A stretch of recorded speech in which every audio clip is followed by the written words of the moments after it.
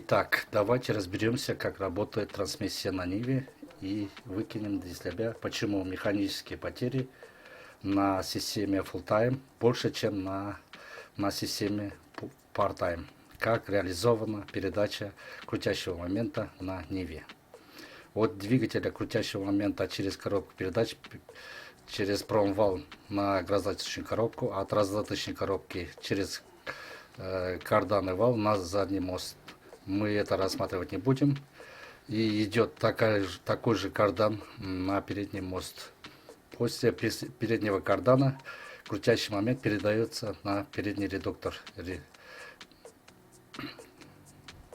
который выглядит таким образом. Редуктор переднего моста, в свою очередь, крутящий момент через приводы передают на колеса.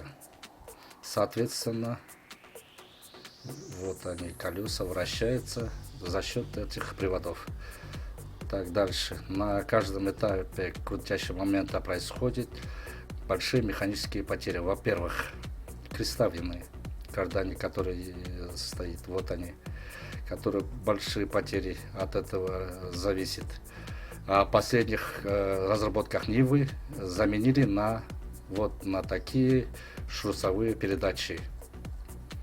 Шарниры равных угловых скоростей, но все равно, даже исключив крестовины, потери все равно остались. И следующие потери очень большие в редукторе.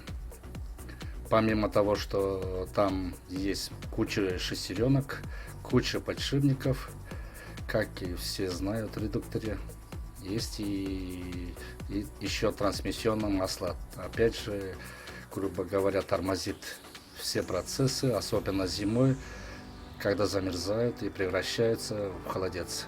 И, соответственно, на нем и теряется очень большое количество энергии во время того, как шестеренки масло перемалывают. Ну и, естественно, привода сами по себе имеют шрусу имеют по два шарнира. Соответственно, на них происходит та же потеря энергии.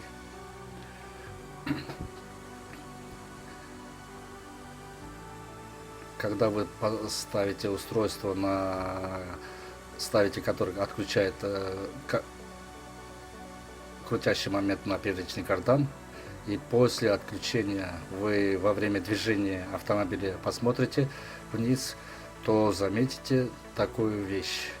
У вас как кардан вращался, и мост, соответственно, привода, как они вращалось, так и они будут вращаться.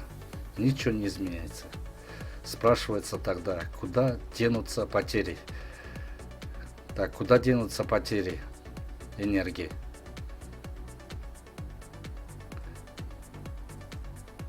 Отвечу.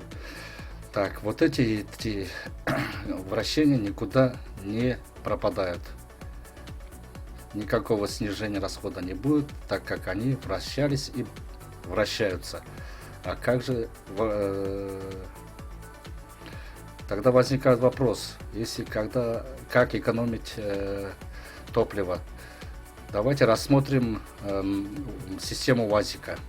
Вот в системе УАЗика существует такая вещь, называют ступичными хабами. Именно они позволяют отключить передачу момента не только на раздатке, но и еще и отключить привод от колеса. То есть, соответственно, трансмиссия за счет колеса уже не будет вращаться, так как момент не передается ни на редуктор, ни на привод. То есть в системе хабами привод может вращаться отдельно от ступицы. Вот так это выглядит. Так как вы отключили хаб, трансмиссия остается намертво. Там практически ничего не происходит. Вот после этого идет экономия. Итак, дорогие студенты, вам домашнее задание полностью изучить тему, конспектировать лекцию и сравнить постоянно привод и отключаемый передний привод автомобилей.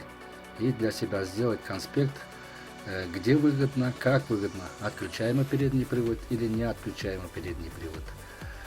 И в конце, когда мы проводим техническое обслуживание для переднего моста, и при этом какие операции мы выполняем.